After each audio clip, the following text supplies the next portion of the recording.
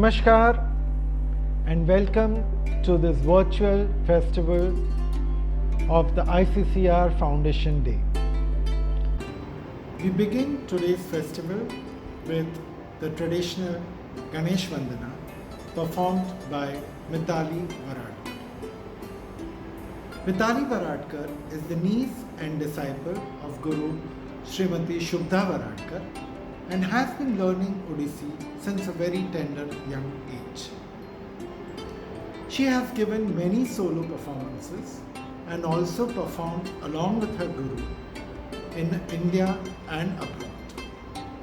Mithali is a graded artist of Mumbai Doordarshan and also an empaneled artist of the ICCR. Besides this, she is a very accomplished sea swimmer. Mithali has completed her MA in economics and is also a professor of economics. Currently, she is also pursuing a Masters of Performing Arts with Odissi as her specialization.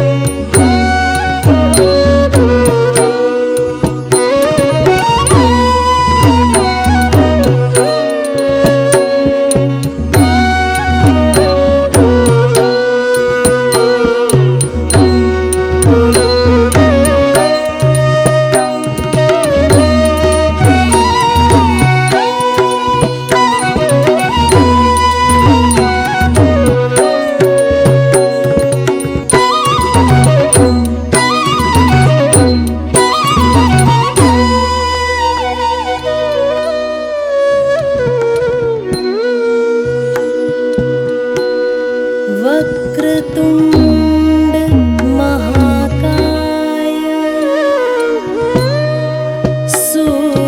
सूर्यकोटि समप्रभा निर्विघ्नं कुरु मे देव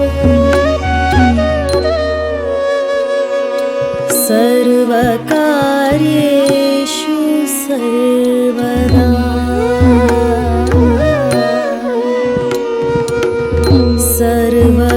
सर्वकार्येषु सर्वदा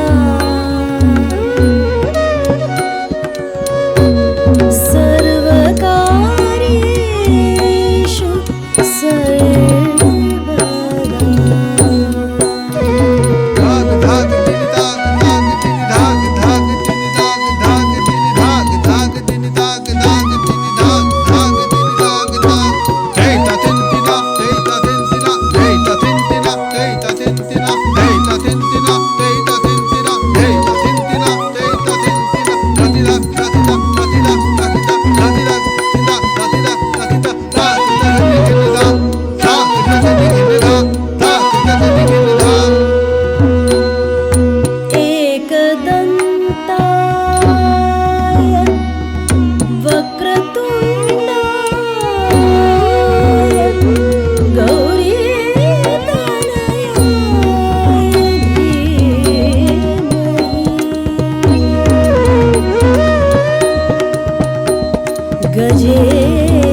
गजेशानाय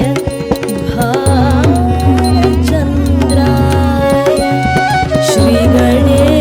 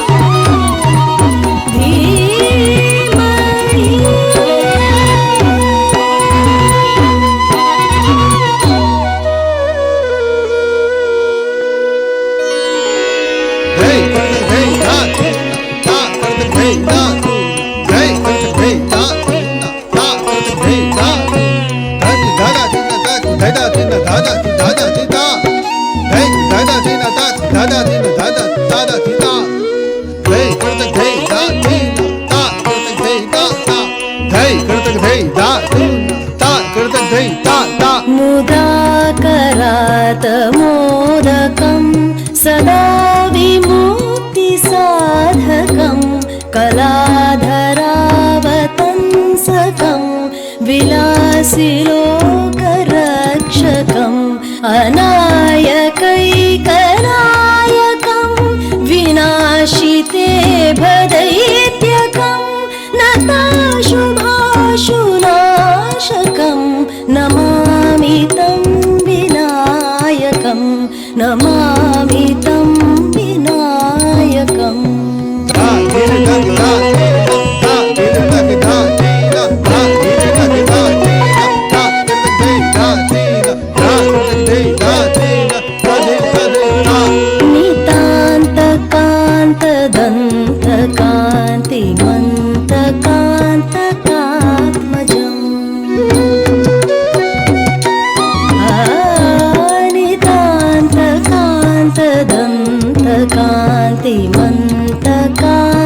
कान्तिमन्तकान्तकात्मजम् अचिन्त्यरूपमन्तहीनमन्तराय कृन्तनं हृदन्तरे निरन्तरं वसन्तमेव योगिनां तमेकदन्तमेव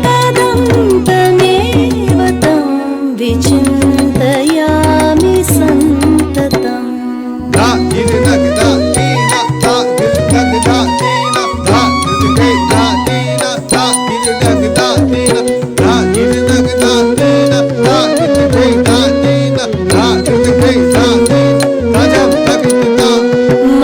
महागणेश पञ्चरत्न मादरेण योऽन्वहं प्रजल्पति प्रभातके हृदि स्मरन्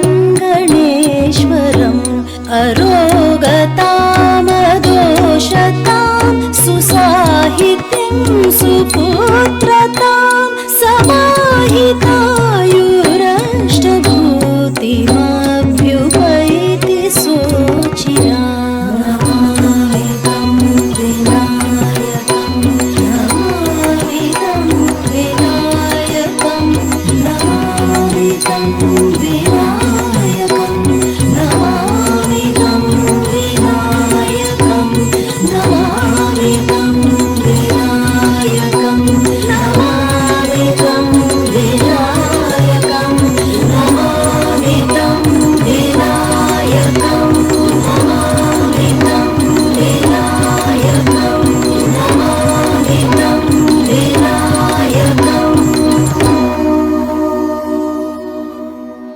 करतक गदि गण धा करतक गदि गण धा करतक गदि गण थे थे तादी करतक थे थे थे तादी करतक थे थे थे तादी करतक थे थे थे थे तादी करतक थे थे ता तादी ना थे ना थे ता तादी ना थे ना थे ता तादी ना थे ना थे ता तादी ना करतक थे ता तादी ना थे ना थे ता तादी ना थे ना थे ता तादी ना थे ना थे ता तादी ना ता इन तेरे करतक ता तेरे करतक ता तुम तादे करतक ता तुम तादे करतक ता तुम तादे करतक दे करतक दे करतक जेना करतक जेना करतक जेना करतक जेना करतक जय दीना की ता के ता तुम ता गदि गे ता तुम ता गदि गे ने ता करतक गदि गे ता ता करतक गदि गे ता ता करतक गदि गे ता ते गे ता ता करतक गदि गे करतक गदि गे ता करतक गदि गे ता करतक गदि गे करतक गदि गे ता करतक गदि गे ता करतक गदि गे करतक गदि गे ता करतक धान धान धा धा करतक गदि गे ता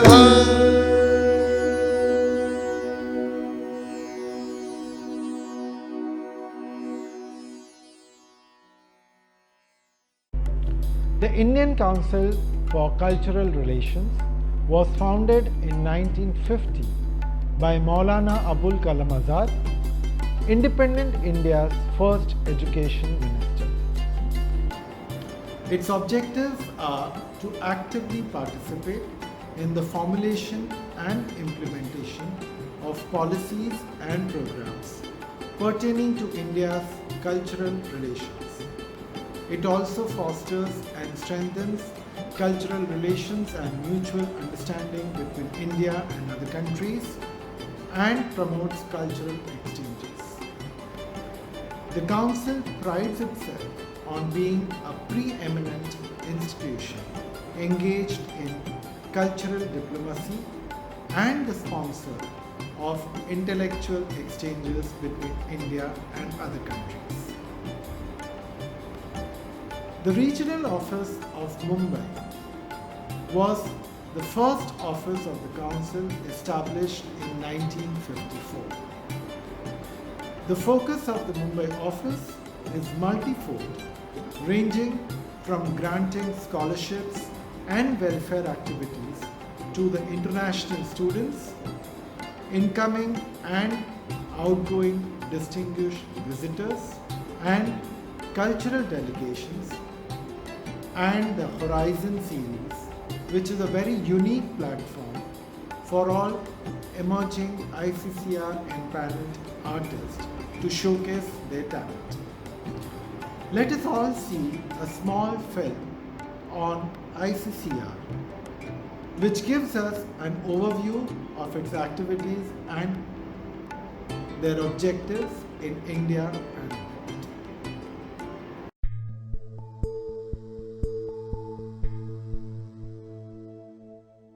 Concept of soft power is not very old. It has been just about maybe a couple of decades that the world started discussing about soft power.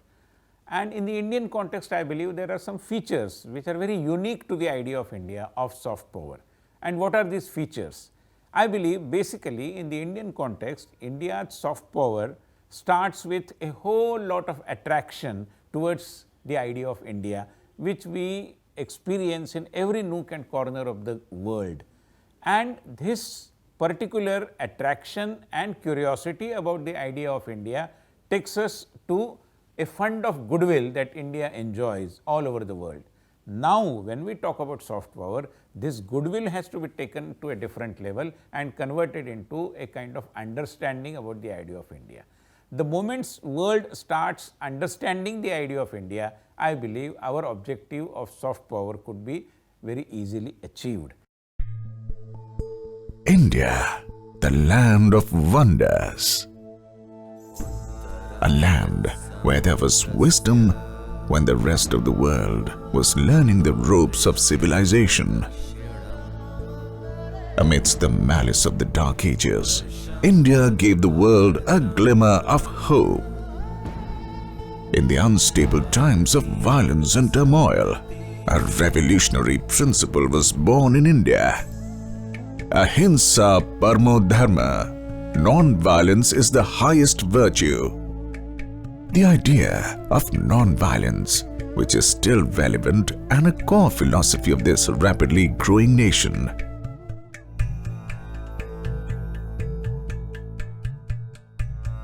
Gandhiji's values and philosophy of ahimsa has inspired generations. India believes in making the world a beautiful place where everyone is part of one big family.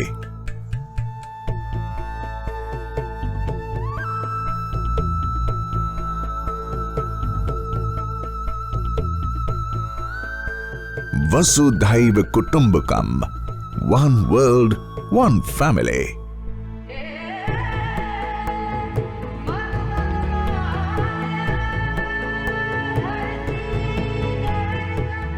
Vasudhaiva Kutumbakam, ancient Indian philosophy that considers the entire population as one giant family. A family that prospers with each other without any conflict or aggression. In today's age of seamless geographical boundaries and international partnerships, Vasudhaiva Kutumbakam seems like the necessity of the future. India banks on its cultural strength and power that emphasizes on moral high ground. Sarvajan Hitai, Sarvajan Sukhai, for everyone's wellness, for everyone's happiness. With a harmonious ideology at the core, India believes in winning the hearts and admiration of the whole world. Since its independence struggle, India has shown the world that non-violence and all-inclusiveness along with spiritualism, yoga, Bollywood films, classical dances and the ever-popular lip-smacking cuisines are Indian inherent strength. And attract the world to this wonderful, hospitable country and its warm people. A nation that prides itself on its heritage. India is a shining example of how unity, harmony and oneness combined with culture can conquer the whole world. Proud of its past, India is moving forward into the future. In a rapidly changing technological landscape, India has emerged as a technological giant. With its booming information technology, diaspora spread all around the globe. India dominated the world in intellectual prowess. From tech titans to humble startup ventures, India is making her presence felt all over the global IT scene.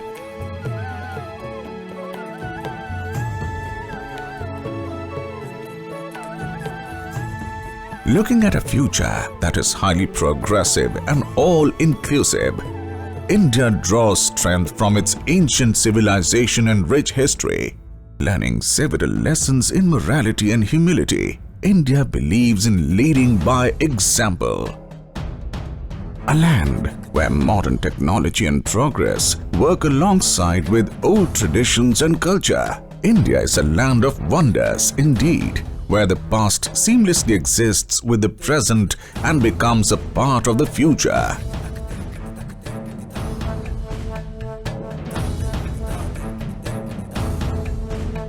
Today, hand in hand with its ancient civilization and modern values, India is a landscape of diversity, tolerance, and inclusiveness.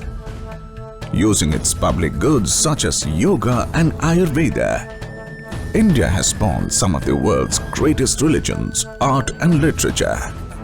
Being the biggest and most vibrant democracy in the world, it is a melting pot of culture and traditions that promotes the subliminal message of Vasudhaiva Kutumbakam. Ainijah Paroveti Ganana Laghu Chetasam Udar Charitana tu Vasudhaiva Kutumbakam. This is mine, that is theirs. Only narrow-minded believe in this divide. Wise, however, believe for the whole world as one family.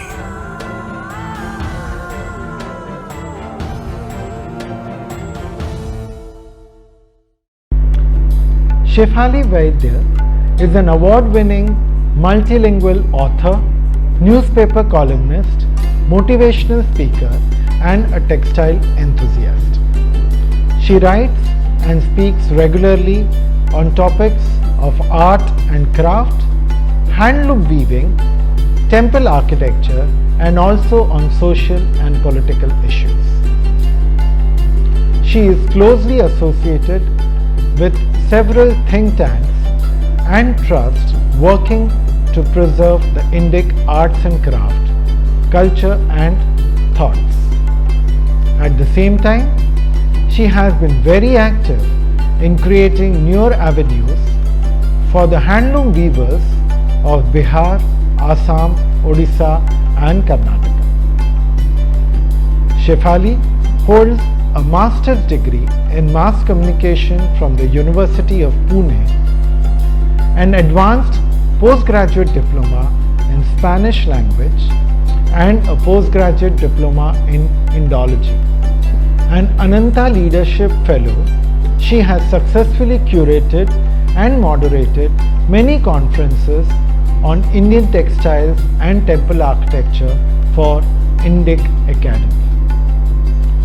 Currently based in Pune with her family, she is busy working with her books in English, Marathi and Konkani.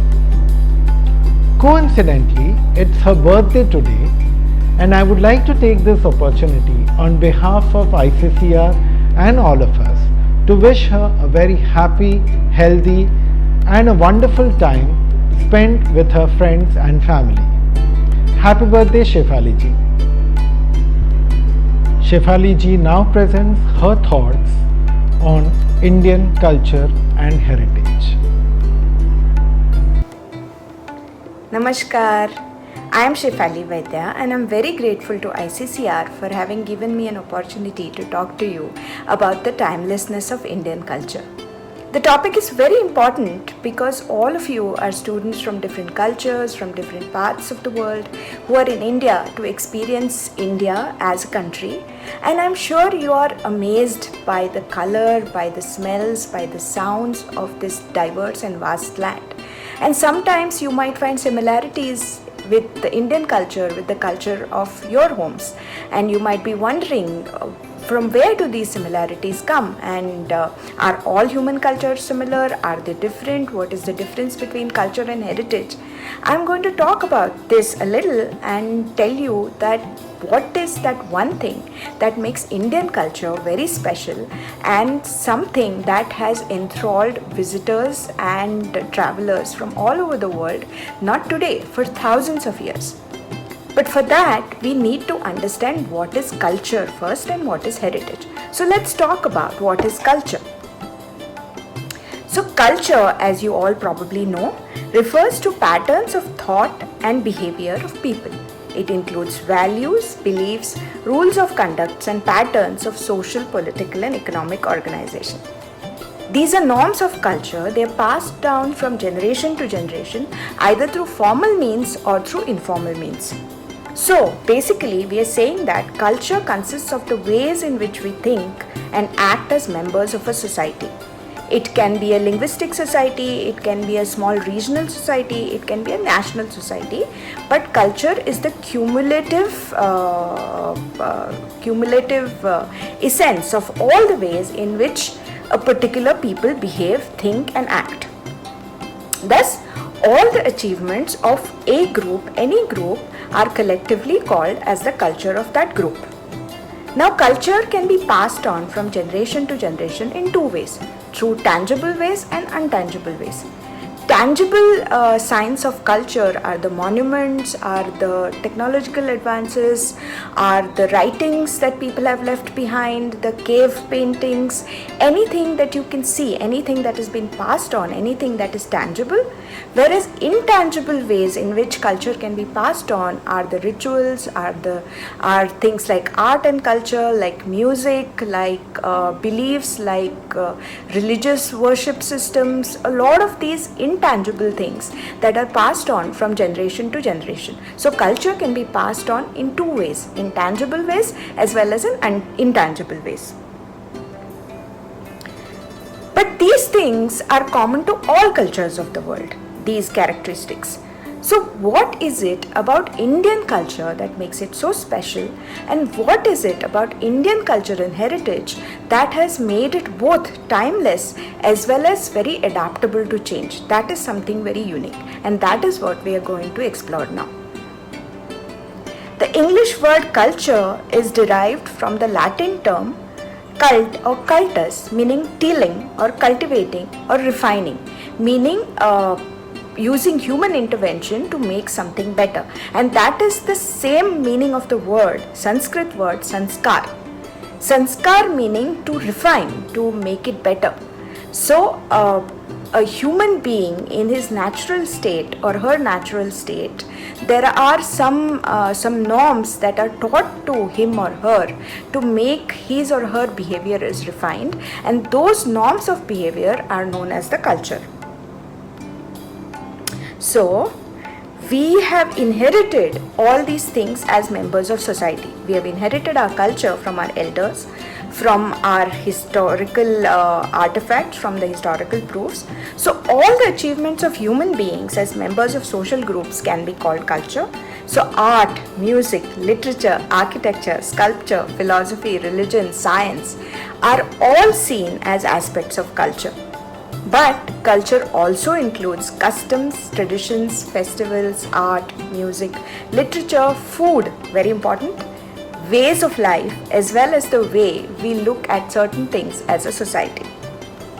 This is culture. So let's talk about what is heritage now. Heritage is our ancestors learnt many things as they navigated the sea of life. They learned things from their elders, from their previous generations. With the passage of time, they also added to whatever they had learned from their own experiences, from their own learnings, from their own technological advances.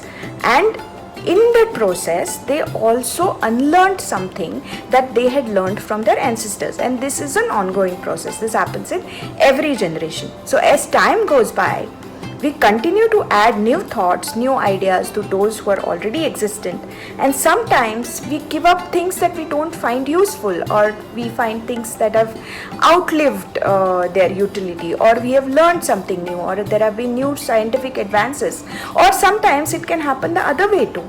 We go back to what our ancestors used to do because we realize there is wisdom in their ways. I'll give you an example. Now when we are all talking about sustainability, recycling, the 3 R's, suddenly there is a big movement all over the world to go back to the ways that our ancestors used to live, which is being very close to nature and using as few resources as possible. So things like I have seen recently in a very, very expensive natural food store in the US, they are selling neem datuns, so basically small sticks of a neem tree as tooth cleaning aids. And this is something that villagers in India do it routinely even today after thousands of years. But the West is recognizing and realizing the benefit of it even now. That is a part of the culture of our ancestors, which the world is beginning to realize that it makes a lot of sense, and they are now adopting it. And this happens a lot. For example, recently somebody sent me a small movie about pattals, about plates which are made from leaves. It is a routine feature. You go to any wedding in India and you will find that food is served, or you go to any temple, you will find that food is served on these biodegradable plates which are stitched together from jackfruit leaves or some other leaves. And that has been the practice, pan-Indian practice all over, from Himachal Pradesh to Tamil Nadu. You will find the same practice, or people are fed food on banana leaves in south of India. But now again, suddenly some university in Europe has, as a part of their environmental department, has started this project called making fully biodegradable plates from jackfruit leaves. And they are positioning it as something that they have invented. Whereas in India, it's a part and parcel of any major function even today. So this is a cultural norm, which is an Indian cultural norm that is being adopted by the West, because they realize the merit of it, and they realize that it's just a better way to live. So heritage exists at various levels. Humanity as a whole has inherited a culture which is called human heritage. That is something we all have inherited. There is no national difference in that. There is no linguistic difference in that. That is a human heritage. Apart from that is also why UNESCO has certain big monuments or certain cultural traditions. It classifies them as human heritage, not as Indian national heritage or not as American national heritage, but those are human heritage. But a nation also inherits a culture which may be termed as the national cultural heritage. This cultural heritage includes all those aspects or values of culture transmitted to human beings by their ancestors from generation to generation. They're cherished, they're protected and maintained by them with unbroken continuity, and usually, mostly, people feel proud of the heritage that they have inherited. Sometimes they do give up things that they had learned from their ancestors, thinking that they are impractical, thinking they are no longer valid, but by and large they value what they have inherited as a cultural tradition from their ancestors. And that is true of all ancient cultures in the world. If you go to New Zealand, you will find the Maoris worshipping their ancestors and the ways that their ancestors used to live, the way their ancestors used to worship. If you go to the US, you will see, particularly amongst American Indians, how much they worship their ancestors, and also their ancestors' songs which have been passed on, their music, their stories. All of this is much valued and much respected. Similarly, if you go to South of America, you will find there is a lot of respect and a lot of newfound respect of the people towards their ancestors and towards the cultures of their ancestors. The Mayan gods, the Aztec gods, they're all slowly coming back into worship, and there are a lot of people in these countries who are trying to understand what their ancestors were like and what kind of gods did they have, what kind of ways of worship did they have. They have started having an interest in the past. But the different thing about India, and that is why we talk so much about Indian culture, is that while in all other cultures there has been a break between ancient civilizations and how these countries are today, in India the culture has never really had that break, that sudden break. Despite so many invasions, despite so many disruptions, economic disruptions, social disruptions, natural disruptions sometimes, like drying up with the Saraswati river, like droughts, but people have held on to their culture and their heritage. Which is why I was talking to a professor who is the head of Deccan College, which is one of the premier archaeological institutes of India. And he had supervised excavation at a place called Rakhi Gadi, which is supposed to be a Sindhu-Saraswati civilization site, which is bigger than Mohenjo-daro and Harappa combined.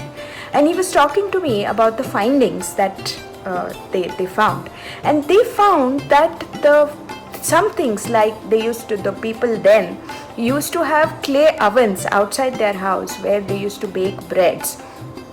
And that is something you find in rural homes in India even today, the outdoor ovens or outdoor tandoors.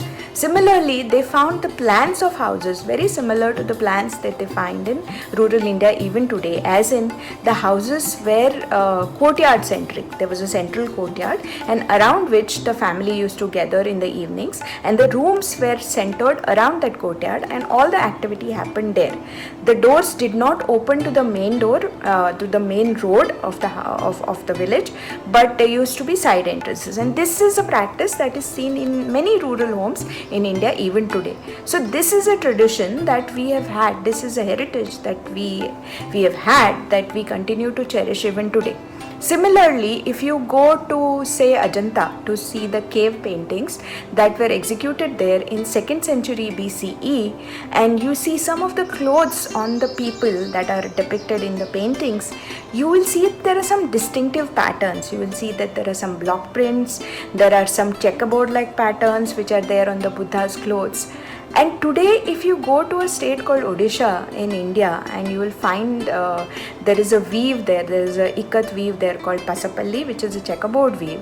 And if you see those saris or if those textiles being woven, you will realize that they look exactly the same as the Kativastra, as the waist as a textile covering the waist of the Bodhisattva in the Ajanta caves. Same colors also. So in more than 2000 years, our weavers have been weaving the same patterns, using the same technology, using the same colors also, natural colors. The people during the Sindhu-Saraswati civilization era, they knew how to cultivate cotton, they knew how to spin a yarn from it, they knew how to color it using natural dyes, and they also knew the use of mordants to fix those colors. They knew how to make jewelry, and even today, if you see the jewelry patterns that are seen in jewelers' shops in India, you will find that the same patterns are being replicated that you would find on the yakshis at the stupa of Bharuch, which was actually created in 1st century CE. So our tradition, our heritage has been relatively unbroken despite the many attacks that we endured, despite so many invasions, and even today the way we live is significantly still dependent on the unbroken traditions or heritage of India, which is what makes Indian culture so special. And this is something very unique, because we as a civilization are like the waters of the river Ganga. If you go to say Haridwar or Rishikesh, and if you see the river Ganga flow, you will see that the river Ganga has been consistently flowing, and the water that you see this minute is not the water that you will see the next minute, because the water is consistently flowing. It's not the same water, but at the same time it is the Ganga, and the water is Ganga water. So at the same time, the flow of the Ganga is ever changing, but it is also the same. Just like that, Indian culture is also ever changing, but it is also exactly the same. It is eternal, and that is the beauty of Indian culture.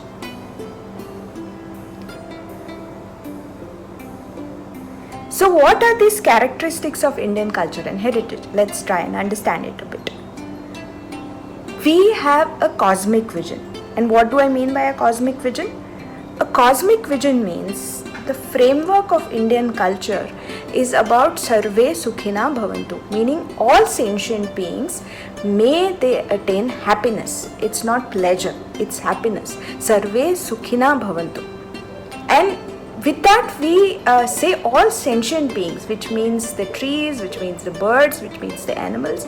Indian culture doesn't believe in the anthropocentric way of life, which puts human beings at the center, and all other creations, all other plants, animals, and birds, etc., are there for the human beings. No. We believe, or Indian culture believes, or Indian heritage believes, that every sentient being in this universe has its unique place, and its reason for existence is as valid as the reason of existence of human being, which is what I mean by a cosmic vision. Next we come to a sense of harmony.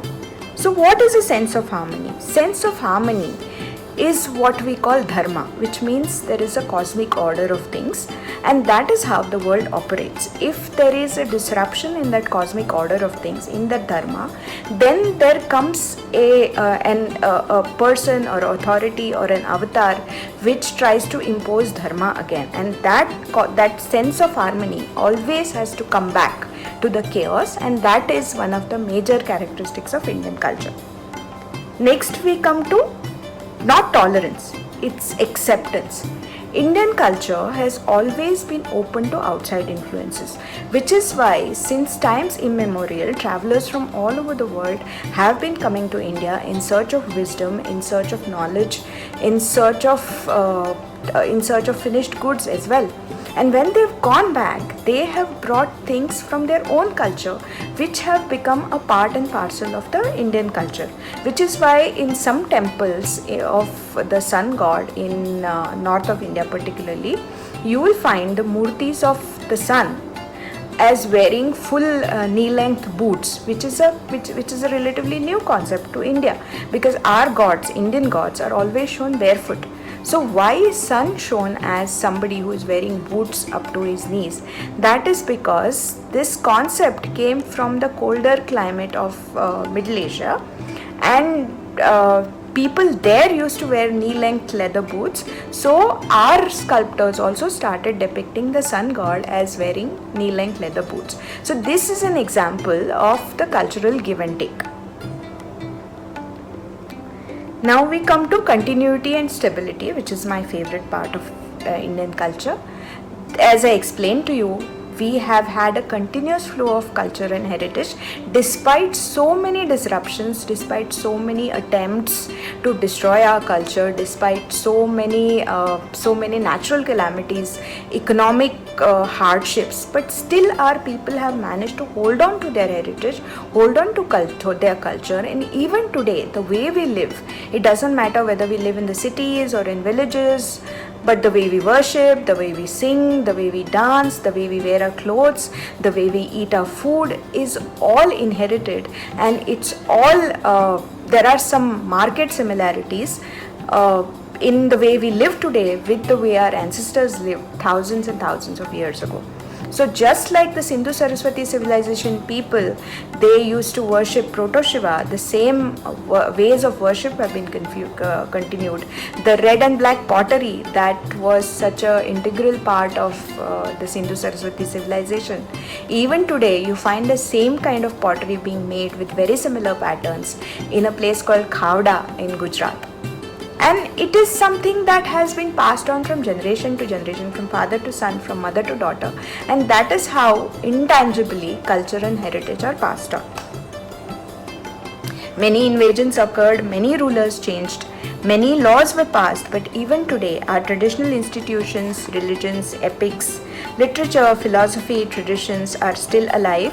And not only are they alive for people of India, but for people of Greater Asia, our epics like Ramayana and Mahabharata continue to inspire so many countries in the world even today. The teachings of the Buddha, who came from India, continue to inspire civilizations and nations even today. There are so many ways in which Indian culture and Indian heritage has contributed to the world that even today, many of you who are from outside India will find stark similarities between the way you think, between the way you live, between the way you celebrate festivals or sing, or your concept of God or worship, very similar to people of India. Also, Indian culture is not monolithic. It's always been diverse, there have always been regional differences, and we have celebrated those differences. We have never said that just because one person worships Shiva, that means only Shiva is the legitimate god. No, everybody has the freedom to decide who is their Ishta Devata and to worship them according to the way they want to. Adaptability.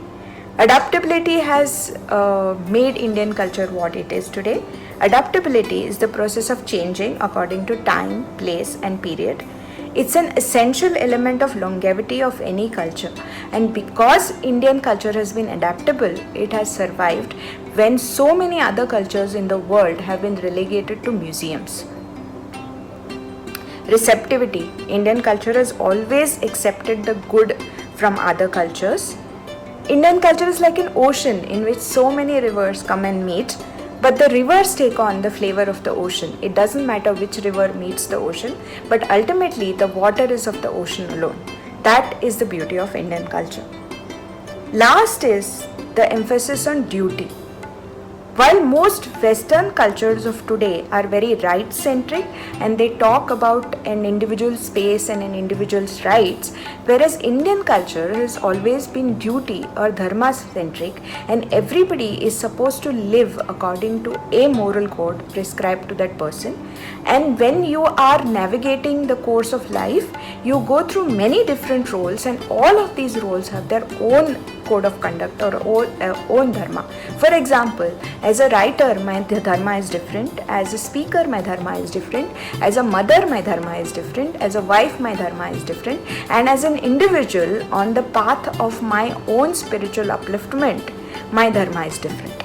And I go through life navigating these different codes of duties and trying to make the best out of it. Unity in diversity. As I said, we have never been a monolith, but at the same time, we have had one cultural oneness which has been impressing and which has been influencing cultures from all over the world.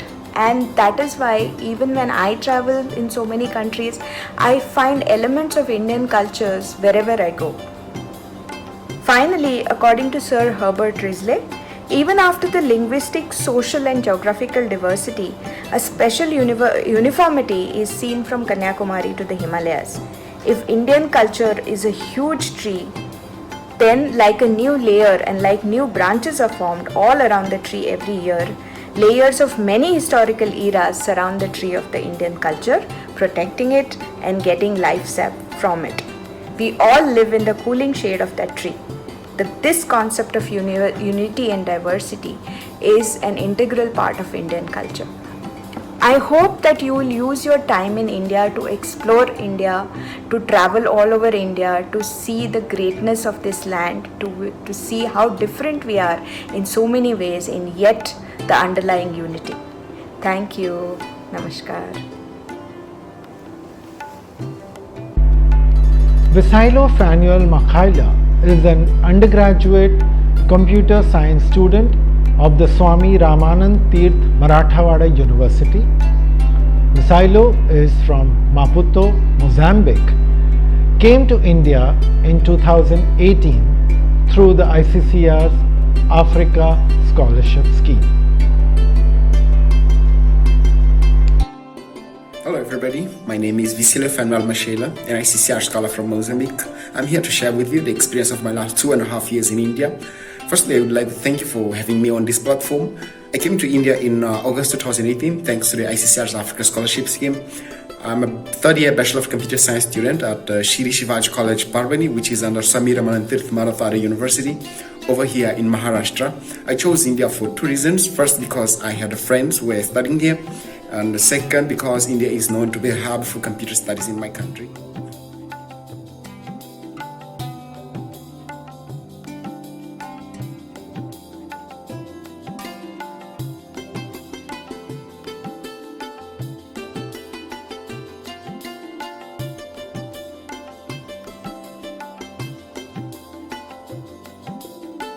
In 2018, I became the first African student to be hosted to a college in Parbhani city. The most challenging thing I faced was that it took me some time to have friends. First, because I was new to everybody, and second, I had little knowledge of the language that was spoken by most of the students, that is Marathi and Hindi. Today, I can speak and understand a little bit of both the languages, and I have a lot of friends. My stay in Parbhani has been an amazing experience. The kindness of the Indian people makes me feel home. I'm having a pleasant stay in the college campus as well. The college administration and overall college staff are supportive. I remember a month ago I was celebrating my birthday and I had this memorable and amazing surprise from them.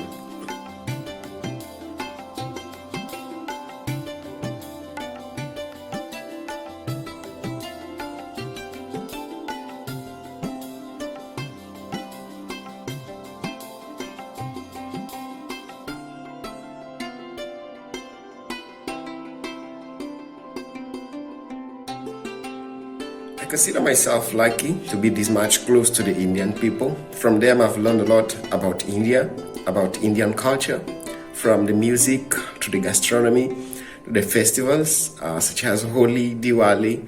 I've had a chance of celebrating some of them.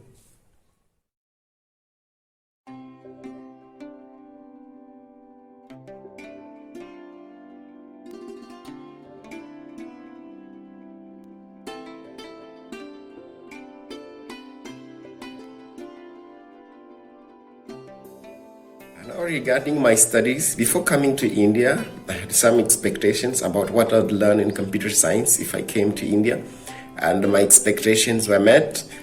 We have a very kind and supportive professors in our department, and that helps a lot. My stay in India under the ICCR, it has been of academic and personal growth, an academic and life-enriching experience. The most important thing I've learned is the power of being self-independent. I cannot truly describe in words how influential and life-changing the ICCR experience was and is to me. I'm honored, proud, and highly appreciate that ICCR is investing in my studies and the studies of many other students. Thank you.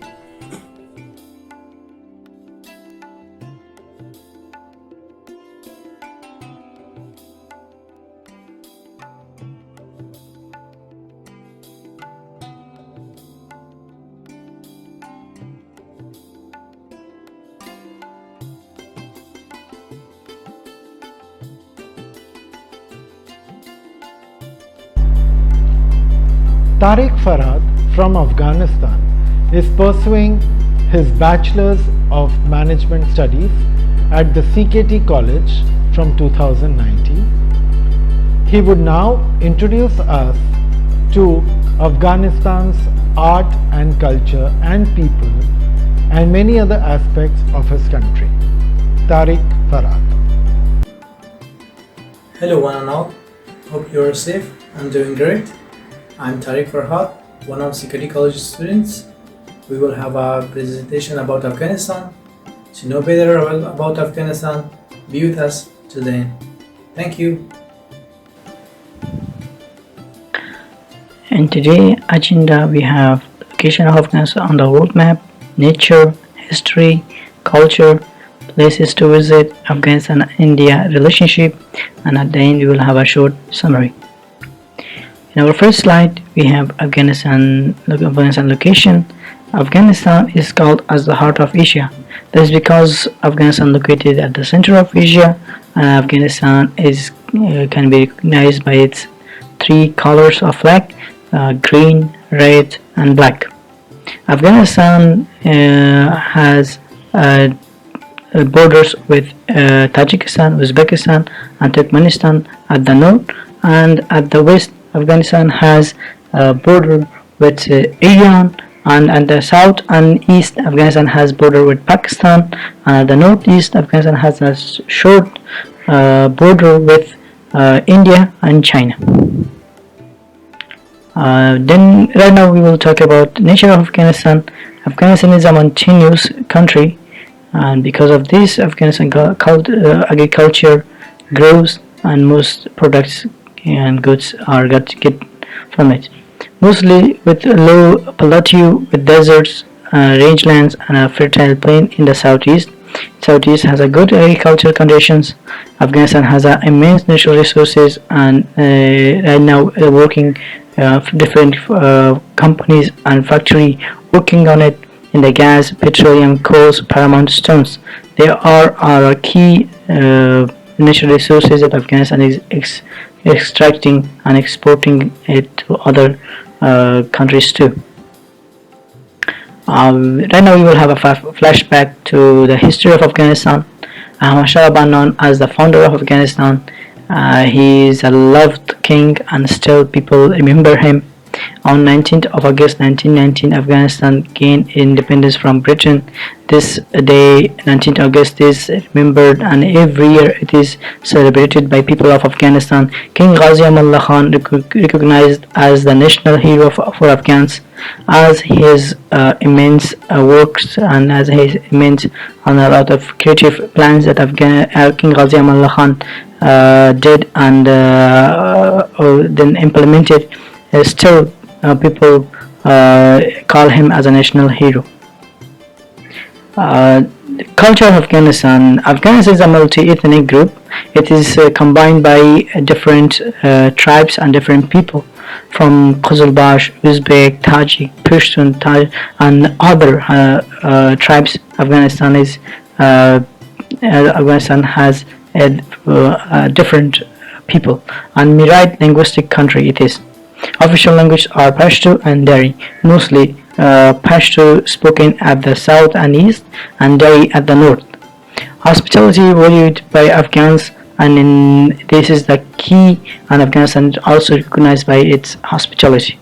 Kabuli Palau is popular among Afghans. They serve guests mostly with delicious dishes like mantu, ashak, shorba. These are the preferable dishes that host people serve it to the guests.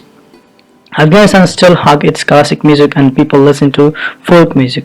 Right now in 21st century, Afghanistan has its classic music, and it is still instruments are playing it and are on, and people love the folk music. Afghanistan has also a national sport, and it is really popular and lovable in Afghanistan. Buzkashi is an ancient game in there, and people comes from different and far away to just watch a game of this. And mostly this Buzkashi game happens at Thursday and Friday in a week. And Buzkashi fans can be widely found in Central of Asia.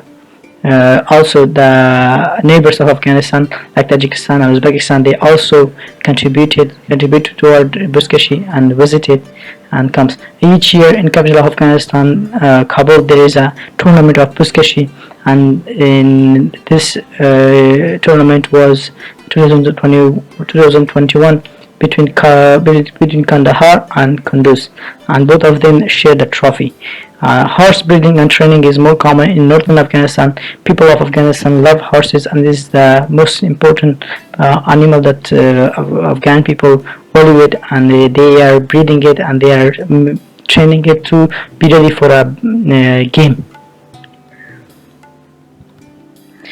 Places to visit in Afghanistan. Afghanistan has and love its stories, and it is a historical part of world.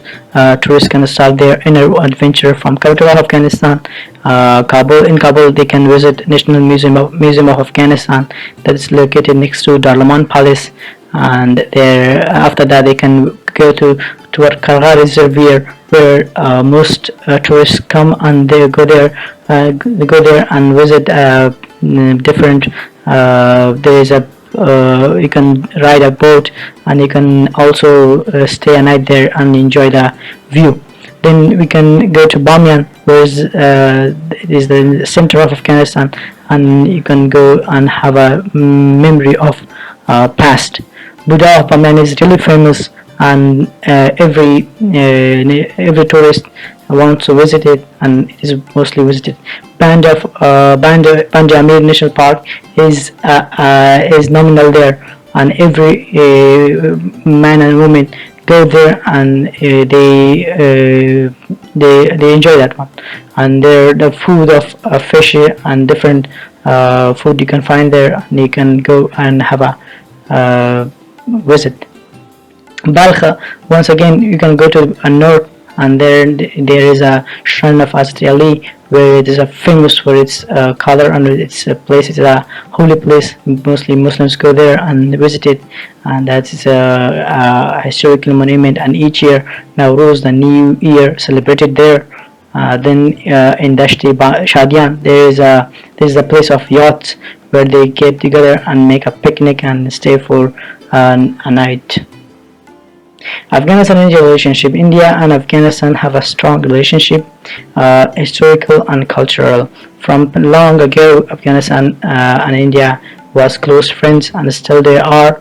Afghanistan has a great cultural relationship with India. They have a similar culture. The foods, the tradition are same mostly, and they were once upon a time neighbors country, and right now once again India helping Afghanistan so much. Both countries signed a strategic partnership agreement on 2011 that helps Afghanistan and India both in economical and also as a strategic. India is helping Afghanistan to be rebuilt. India provides support to its ally in infrastructure, education, economy. In recent year, in 2021, India announced 1,000 ICCR scholarships to Afghanistan, and I thank them. I'm also ICCR scholarship holder. Summary: we have a short summary here. Afghanistan is a place of wonderful colors, and you can find different people and different culture here. Tradition of ancestors still kept, and they love that one, and it will grow, and they will be still remember. Honesty and generosity are living there. You can know people of Afghanistan by its honesty. Youngest country in the world, it's got the youngest rank. Afghanistan is connector of Eurasian, and Afghanistan plays a key role in this part as it connects its neighbors to each other. Still, it has a role of connecting Pakistan, Iran, and other countries to Europe. And thank you.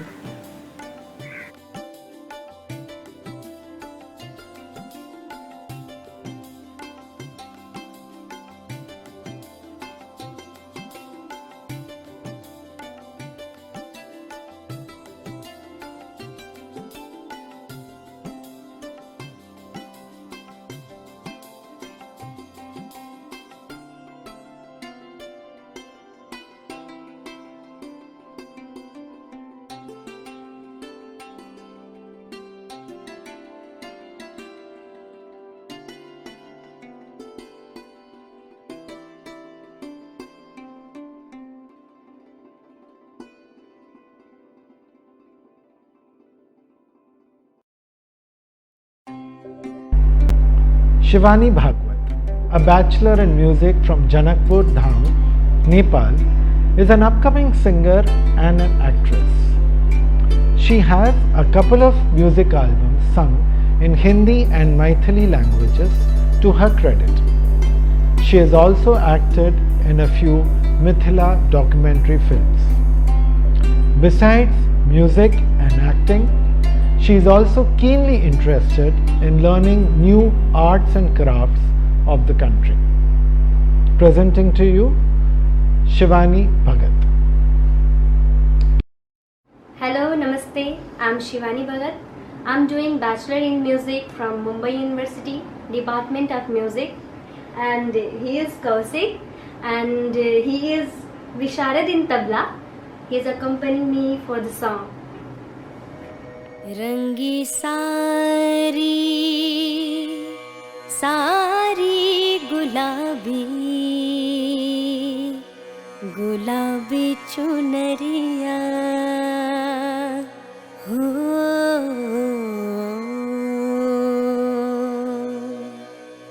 रंगी सारी गुलाबी चुनरिया रे पहनी सारी गुलाबी चुनरिया रे मोहे मारे नजरिया सवरिया रे मोहे मारे नजरिया सवरिया रंगी सारी गुलाबी चुनरिया रे पहनी सारी गुलाबी चुनरिया रे मोहे मारे नजरिया सवरिया रे मोहे मारे नजरिया सवरिया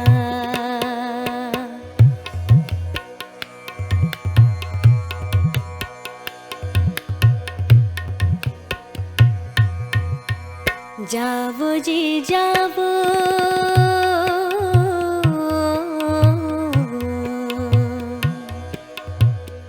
जावो जी जावो, जावो जी जावो, करो ना बतिया, जावो जी जावो, करो ना बतिया।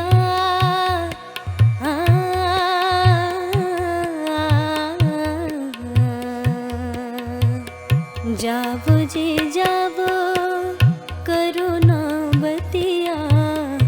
हे जी बाली है, बाली है, बाली है, आए हाय, आए हाय हाय हाय, बाली है मोरी उमरिया रे।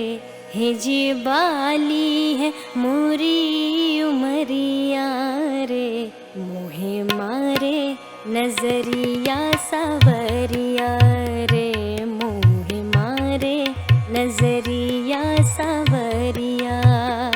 रंगी सारी गुलाबी चुनरिया रे, पहनी सारी गुलाबी चुनरिया रे, मोहे मारे, हाँ जी मोहे मारे, हाँ जी मोहे मारे नजरिया सावरिया रे, मोहे मारे नजरिया सावरिया।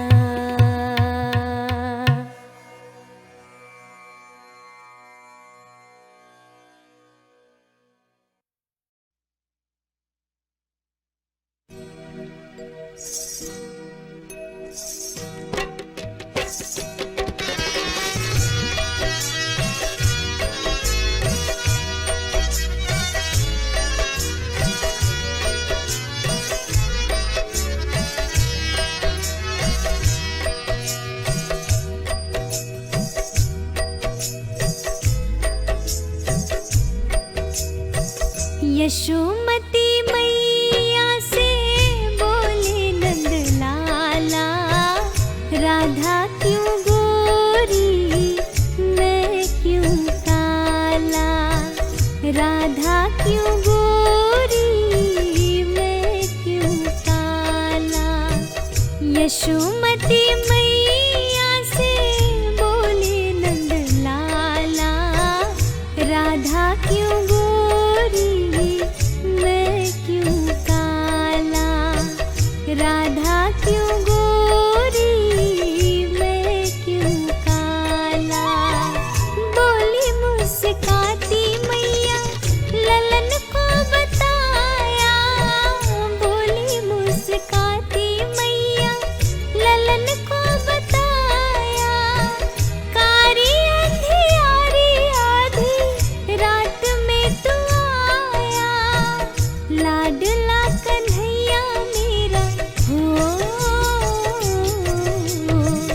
लाडला कन्हैया मेरा काली कमली वाला, इसीलिए काला। यशोमती मैया से बोले नंद लाला, राधा क्यों गोरी मैं क्यों काला, राधा क्यों गोरी मैं क्यों काला।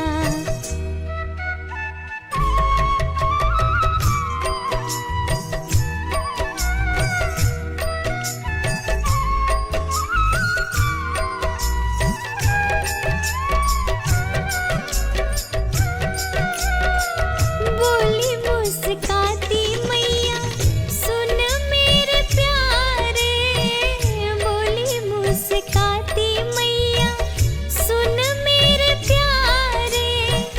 गोरी गोरी राधिका के नैन कजरारे, काले नैन वाले ने हो,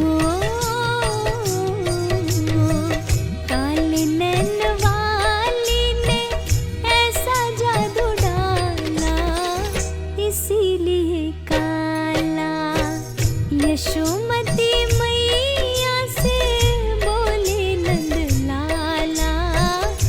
राधा क्यों गोरी मैं क्यों काला, राधा क्यों गोरी मैं क्यों काला।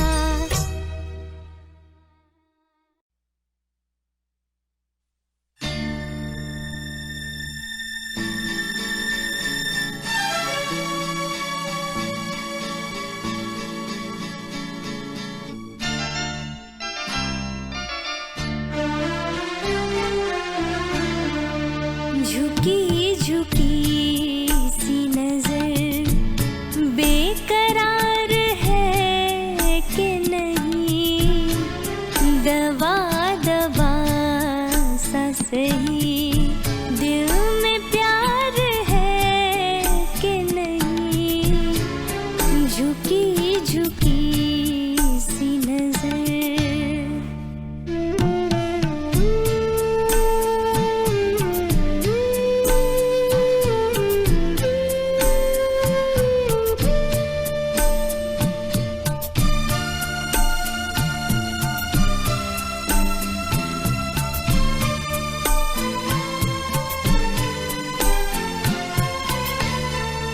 तू अपने दिल की जवान धड़कनों को गिन के बता,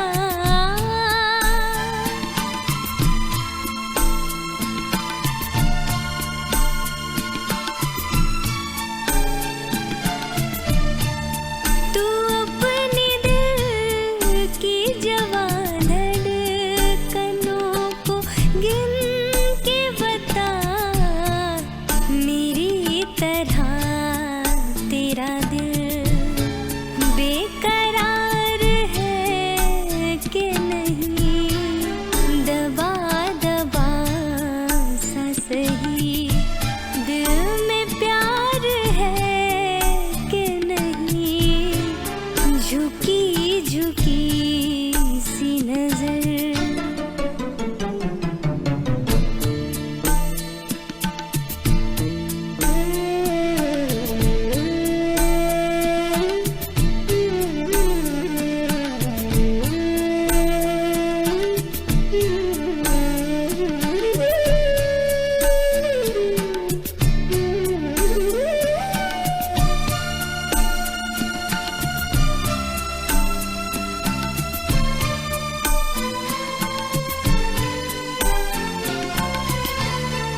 वो पल के जिसमें मोहब्बत जवान होती है,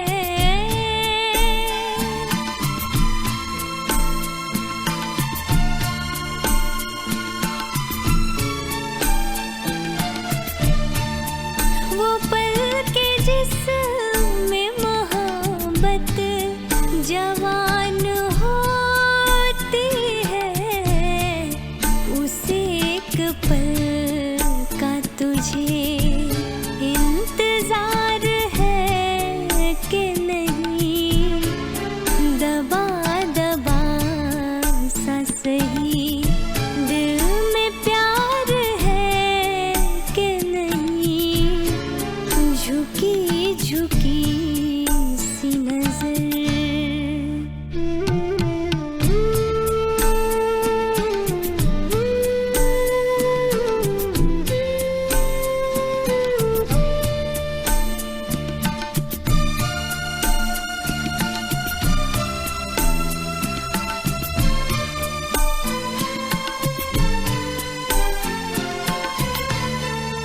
तेरी उम्मीद पे ठुकरा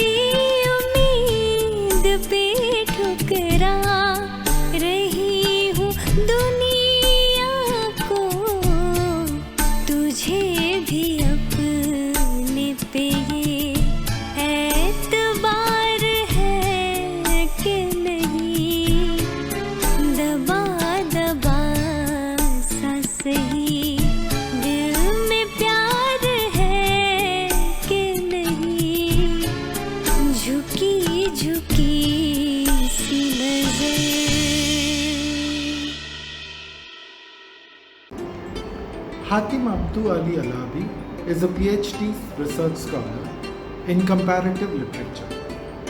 A Bachelor of Arts, graduated in English from Yemen.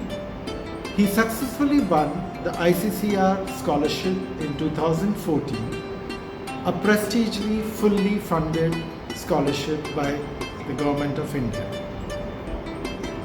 He joined the University of Hyderabad and completed his MA in comparative literature. He recently published some research papers and participated in both national and international conferences. His most interests are comparative literature, science fiction, and sports literature. His future plans are to deeply explore masterpieces of world literature, and his ultimate goal is to become an author and share his views with the world. Namaskar, this is Hatem Al-Lahadi, an ICCR recipient from Yemen, a PhD candidate at Dr. Baba Saheb Ambedkar Marathwada University, Aurangabad, Maharashtra. First of all, I would like to congratulate the ICCR on its 71st Foundation Day and wishing it all success and progress. On such an auspicious occasion, I would like to express my sincere thankfulness and gratitude to the Indian Council for Cultural Relations for granting me such an opportunity to continue my higher education. Such a privilege that is given to thousands of students from all around the world, mostly the less fortunate students in terms of financial status. Generally speaking, the journey of apprenticeship is not confined to the academic education that the scholars get in their educational institutions and then get their certificates or degrees for the future careers. It also encompasses all the cultural and philosophical knowledge one can obtain while being present in such an environment. As one of the primary aims of the ICCR is to strengthen and foster the cultural relations by building and bridging mutual understanding among cultures. This is what I have experienced myself while being here in India. At the academic level, I think all the ICCR students are very privileged to be studying here in India in many ways. For example, they get admission to prestigious universities, whether central or state universities, where they can have access to libraries, not only in their universities but across the country. This is what I have experienced, the same. And one of the most important things that I have noticed or that I have experienced is I had the opportunity to attend and participate in various symposiums, workshops, and both national and international conferences, not only in my university but all across the country. Beside the education that we ICCR scholars get here in India, there are some unforgettable moments that we are fortunate to have, like participating in activities and programs prepared by the ICCR. It has been a part of the program that the ICCR annually prepares both summer and winter camps, during which all the scholars experience very good and special moments, exploring the country and its culture and mixing with other students from other countries, from other cultures at the same time. The ICCR also prepares and organizes some marvelous programs, culturally based, like having some singing and musical programs, and also folk dances. Coming from a war-torn country, I must mention that I'm very grateful that my family, my wife and kids, were able to accompany me and live here in India in peace and tranquility, while it has been 7 years since the war started in Yemen. Moreover, each one of them is having a decent education here in India, and which is something I owe to the ICCR in particular and India in general. One must not forget to mention the warmth and respect that we can feel while dealing with the Indian people, who believe that a guest is like a god. And last but not least, I would like to express my thanks again to the ICCR. Thank you, ICCR. Thank you, India.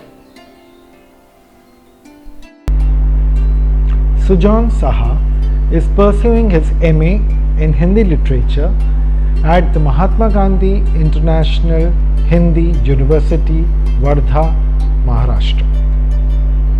He is from Bangladesh and was awarded in 2019 the ICCR scholarship under the Bangladesh scheme. He has won many awards for his elocution competitions and also for his poetries in both Hindi and Bengali. Today, Sujan presents before us his poetry titled Veeron Ka Kaisa Hoga Vasant, presenting Sujan Saha.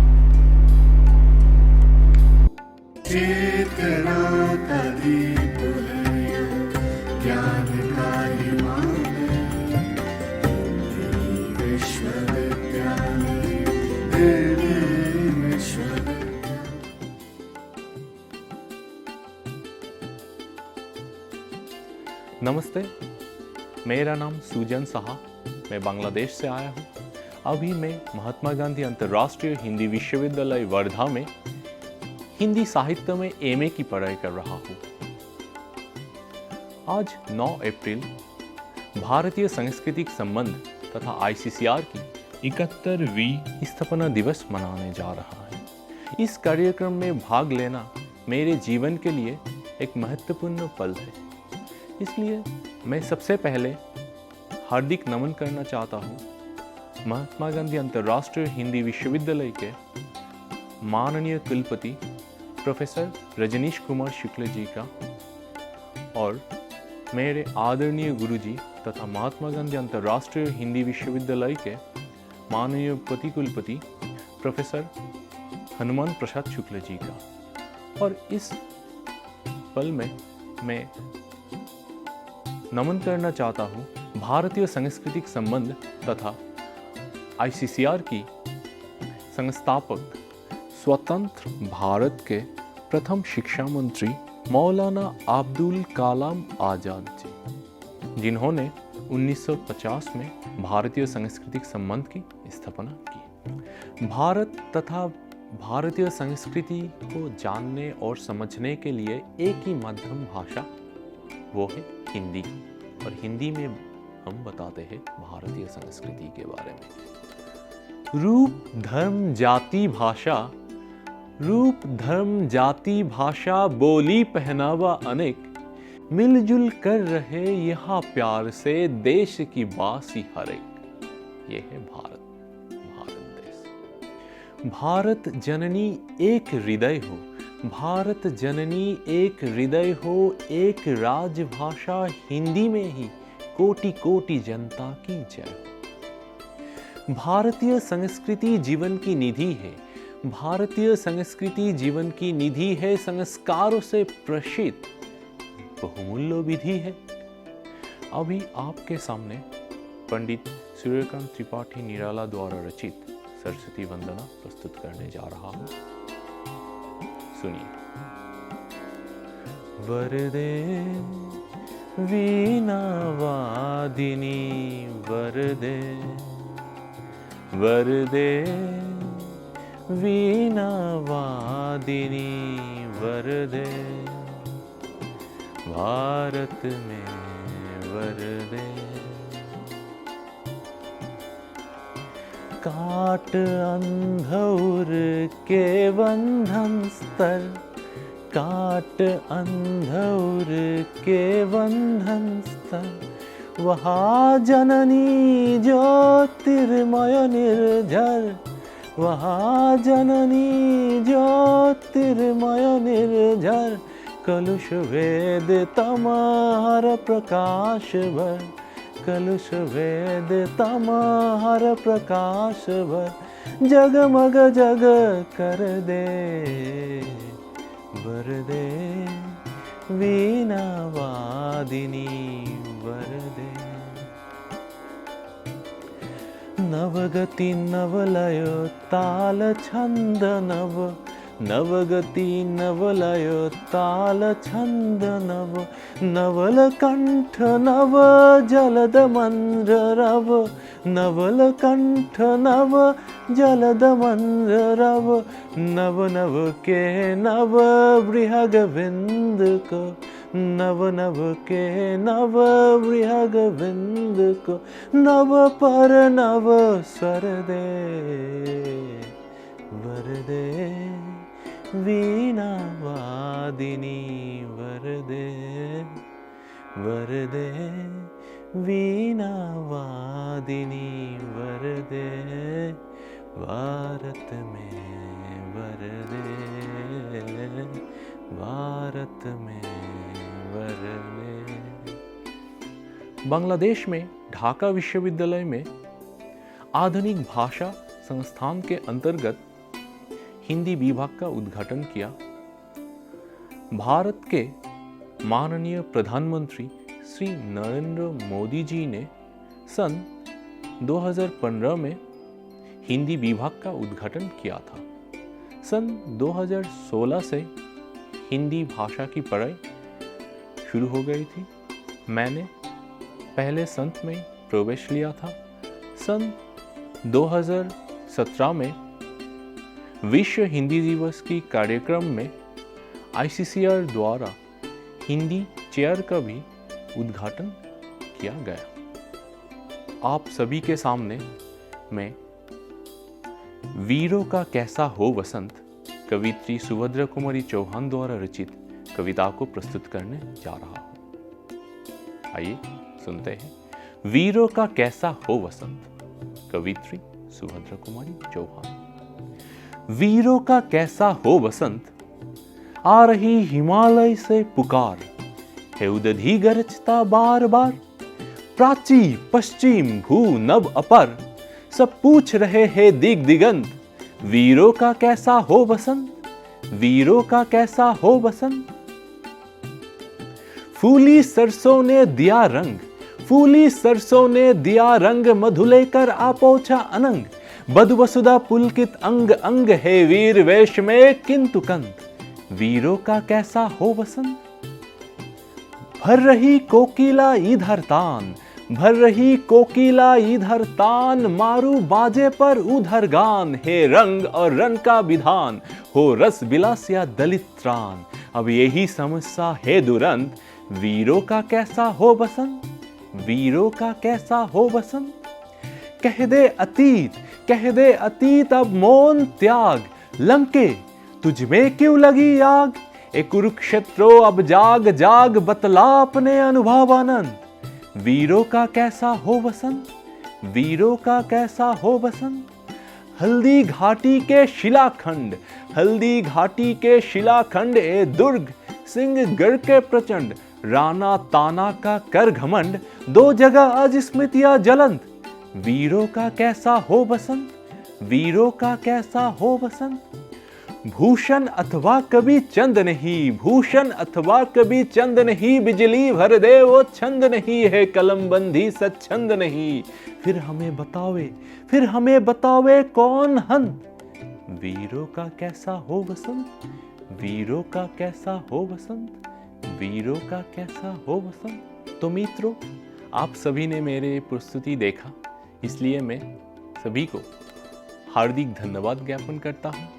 और साथ ही मुझे इस कार्यक्रम में भाग लेने के मौका देने के लिए ICCR मुंबई की रीजनल हेड मेरे प्रिय मैडम रेणु पिथियानी जी को मैं हार्दिक आभार व्यक्त करता हूँ। नमस्ते।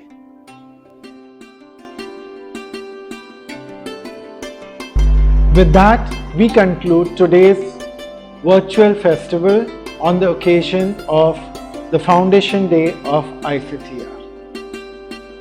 On behalf of ICCR, I would like to thank each one of you for logging in and seeing this festival online.